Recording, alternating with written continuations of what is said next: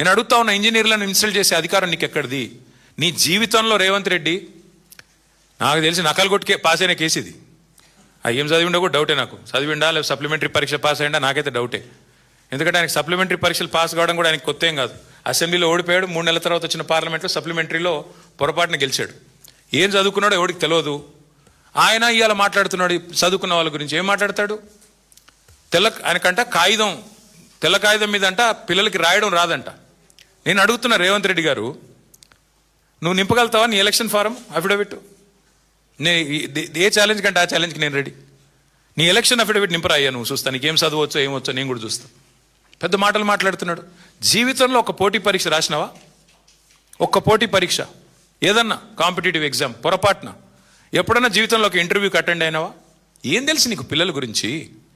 మేము కష్టపడి చదువుకున్నా. నేను కూడా జీమాట్ రాసిన, జిఆర్ఈ రాసిన, జవహర్లాల్ నెహ్రూ యూనివర్సిటీ ఎంట్రన్స్ రాసిన, ఆల్ ఇండియా ఎంట్రన్స్లో సీటు సంపాదించి పూనాలో పోయి చదువుకున్నా, అమెరికాలో పోయి చదువుకున్నా.